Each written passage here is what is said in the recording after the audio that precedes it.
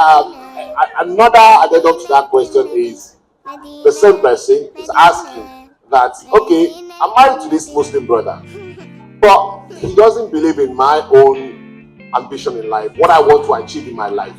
And I'm still there struggling, trying to tell him, this is what I want to be in my life. Probably my ambition is too big for him. I don't know. How do I survive in marriage when my husband doesn't see anything in what I want to achieve? So are they already married? Or they are married. They are married already? Yes. You need a lot of counseling.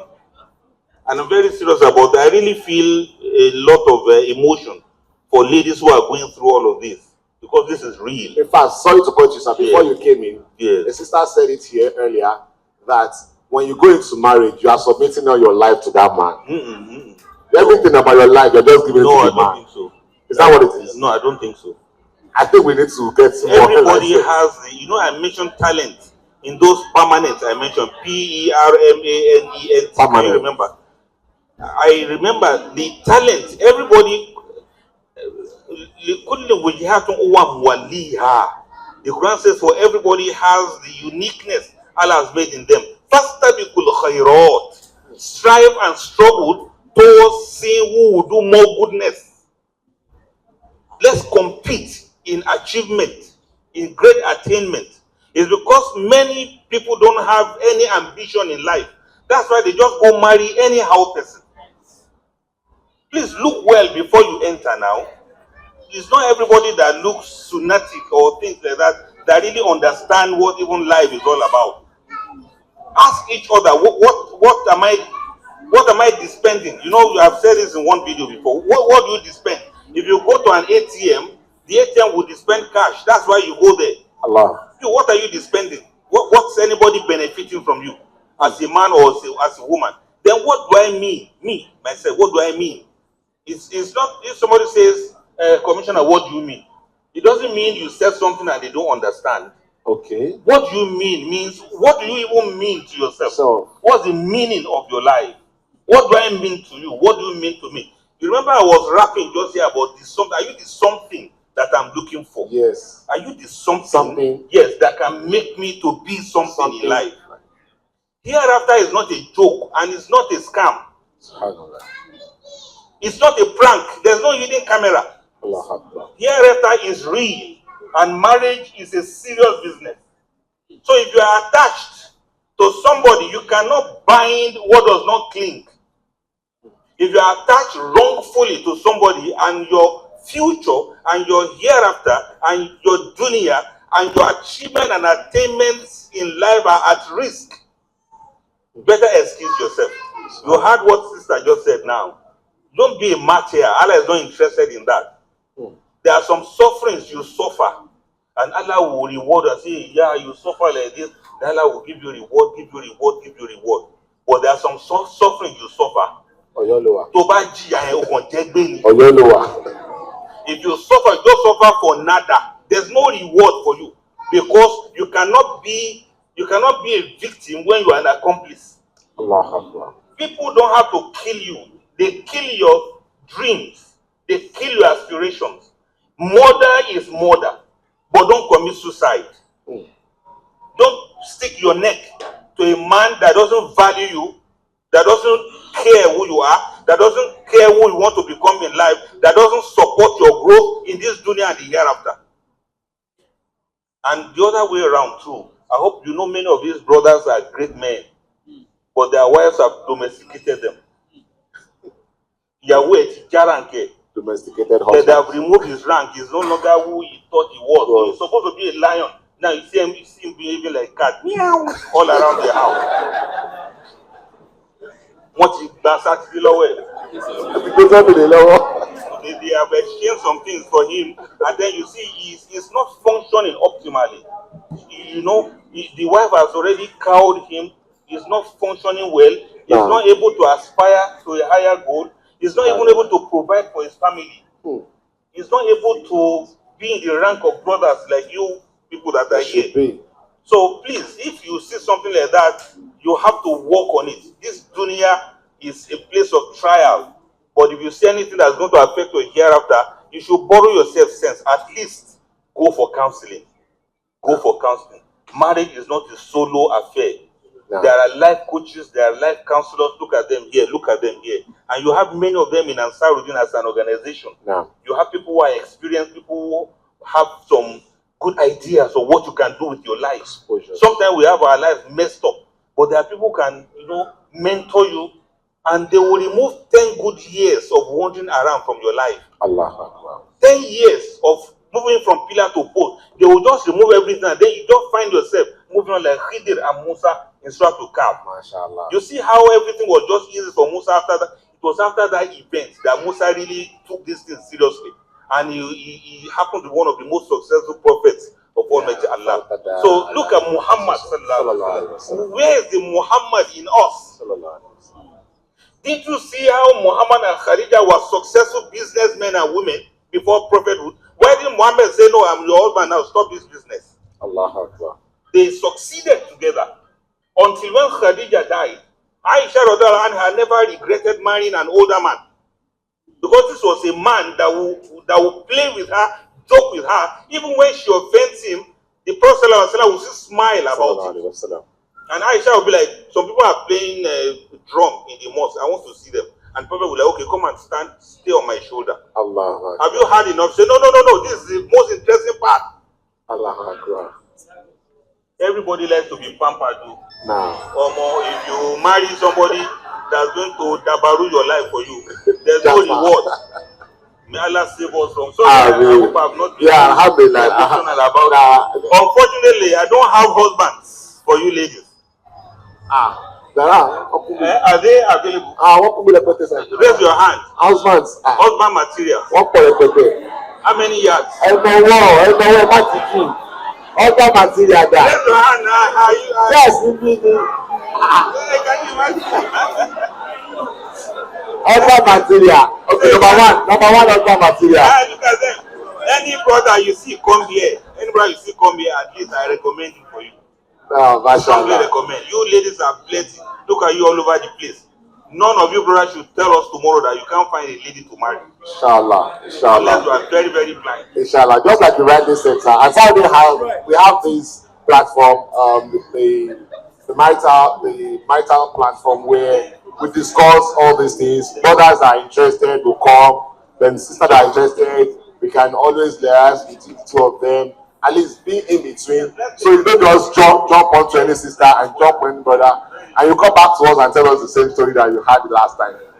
But coming to you, Commissioner, there's a question here about a brother. This is from the sister. She's saying that her husband lost her job. And yes, the husband lost his own job, and she's been trying to manage the family as a result. She's been a very good wife.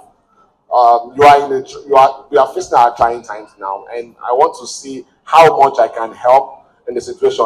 All of a sudden, this man just turned around and decides to just lay back. You're not working in a good company, you're making more money. Then there's no point in me working again now.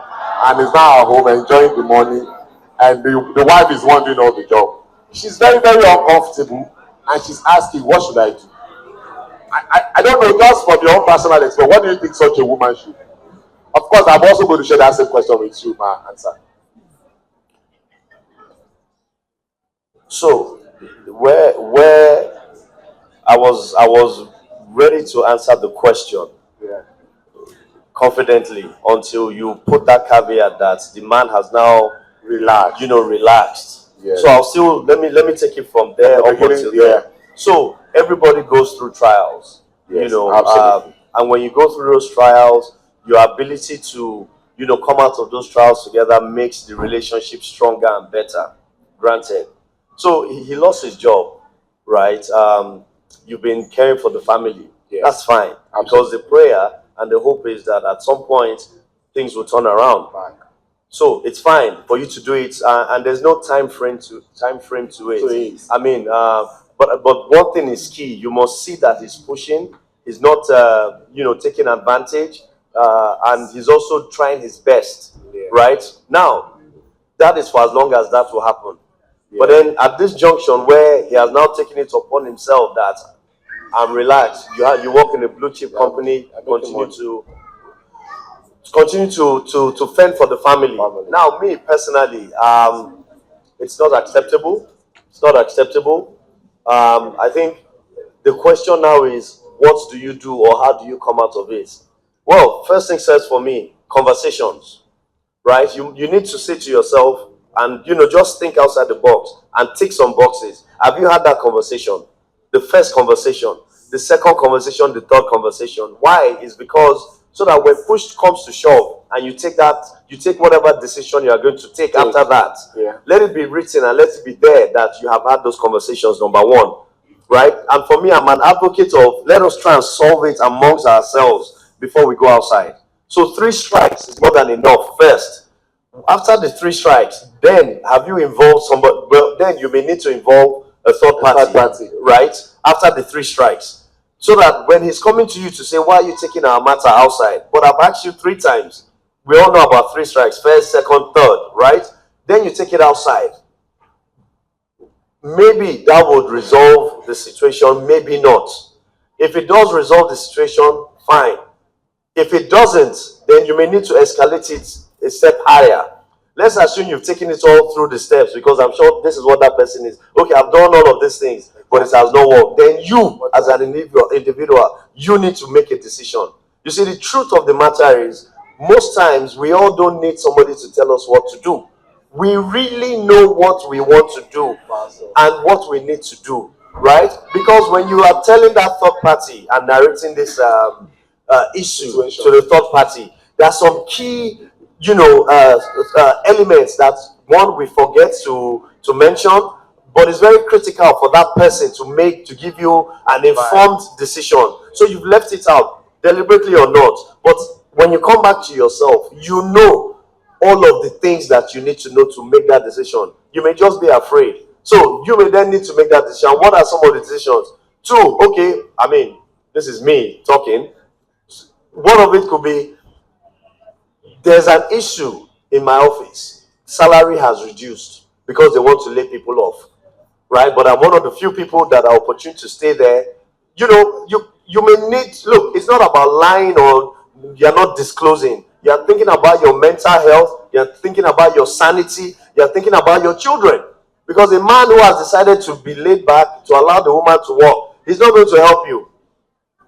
So you may need to make some key decisions, just to save your marriage and to save your relationship. But what those key decisions are, you will need to make those decisions yourself, right? I hope, that has helped you channel your thoughts, towards a certain area. But ultimately, I don't like to always say, oh, pray to God, pray to God. Yes, we need to pray to God for guidance. But then they say God will not come down, right? You as a human being needs to take those decisions by yourself. So may Allah guide you and may Allah give you the wisdom to be able to navigate and make the right decisions. But ultimately, you know what is right and you know what is wrong, and you really know what the fundamental issue is. So you just make that decision and hope for the best. And then lastly, we've said it over and over again, it's not by force. It's not by force, right? That is not an element that should make you walk away from the marriage. But you see these signs early enough, right? And when you are dating, which is why when doctor was either doctor or Hajia was saying, have you taken time to understand your partner? It's a lifetime partnership, right? So when you're taking time to identify your partner, there are certain characteristics that you will see, that you would know. You know these things, but then because of societal pressure, oh, I really need to get married. Okay, he has anger issues, but you know what? I'll overlook it, let me manage it. Trust me, at some point in time when push comes to shove, like now, because when he came to you, he packaged himself. I'm working, I'm doing this, I'm a go-getter, I have entrepreneurial spirit in me, even though I'm working, all of these things. But when push comes to shove, was it really a package, or it's just the reality of where what we're living in? So you know these things. So again, is to say, make the right choices, take time, to understand yourselves before you make that final decision. Thank you very much, Honorable Commissioner. Actually, this will be the last line of questions that I'll be asking. You mentioned the issue of bringing yam, bringing cow during marriage. What is this? I remember I saw it a skit where the girl said the wife, she said, I don't care. That night of my marriage, I'll go back to our house. That day I issue that about push you. I want to collect everything. She's one dance. She's just joking, but she's trying to say in a situation like this person saying, I'm 27 years old at the moment. I'm 27 years old, and my parents keep saying, that one is not good. This one is not good enough. That one is not good enough. And they keep on saying this. Every time I bring in a tutor, they are always telling me he's not good enough. What should I do? And I don't want to disrespect them. At what point, how can I stylishly say,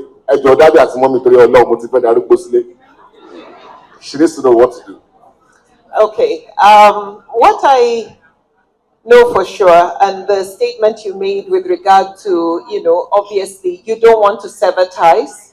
You don't want to be disrespectful to your parents. Absolutely. However, you also have a life. If you have checked off all the boxes, maybe you can, first of all, this person seems pious, this person is very God conscious and God fearing, and you are realistic in the qualities you see in them are the virtues you are hoping to find in a spouse, and you have those yourself. The criteria with which your parents are saying no have nothing to do with faith. It's about which part of the world or country or state or village they come from. So racism, tribalism, or the fact that they are not as economically comfortable as they want him to be. Maybe they're looking for somebody who will lighten their load. Allahu Alam.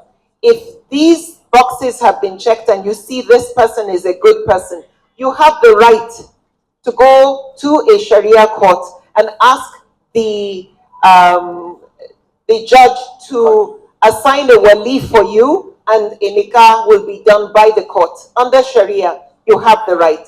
Of course, you can't do that till you've exhausted, again, mediation. Bring in relatives, bring in people in the community that your loved ones respect, convince them, and let them also talk to your parents and see if they can convince them. It happened to someone very dear to us. Allah yarhamu, he has passed away. However, his parents did not approve of the marriage. Why? She was from Edo, he was royalty from Kebbi. And they said there is no way this thing will marry. That in fact, when they can approve it is if he marries someone from Kebbi and he can take this one as a second wife. And he said he was not a polygamist. So he had to involve many. He involved my dad. My dad had to involve the Imam of the National Mosque in Abuja, who was a dear friend of the boy's father, of the young man's father. It was a terrible experience because the house was divided. He only had his sister who was siding him. His mother was with the father, of course. His older brother was with the dad, and his younger brother was with the dad. It was only his immediate younger sister that stood with him. He made a decision that he would go ahead and get married, and he went ahead and married her. Alhamdulillah, fast forward, after they had their first child, was when the mother finally came and visited him. And then in the meantime, he never stopped going home. Even though he would go home, pay respects, take gifts to the family, the father would never really engage with him. After that, Allah just softened their hearts and the relationship became so much better. In fact, he became so close to the dad. Unfortunately, I was a witness because my mom and I were with the father when he had passed away. And the way the father was crying at the loss. So for me, I know sometimes you will make some tough decisions as long as you know your criteria is their taqwa, their level of piety is what you are looking for. It's not the wealth as number one. Don't get me wrong. Somebody who is economically independent is a good criteria, especially someone who comes from a similar social class as you do, because money is a source of friction. If because you are in love, you want to marry somebody who is broke, maybe they are in debt, but like that money is what you'll be fighting over. Because you have rights in the relationship.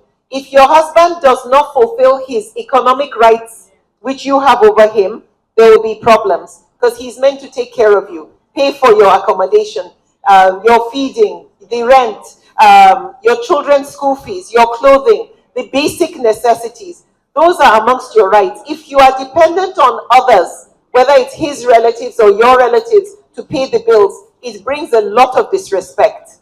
And you will end up having a lot of friction because you don't have mouth to talk. You are in debt. So money is important, but for me, to answer the question, you may have to make certain very tough decisions. But this is after seeking mediation, doing istihara, and then making a tough decision and asking Allah to put light in their hearts so that you are able to, be at peace again as a family. Thank you very much, Ma, for that answer.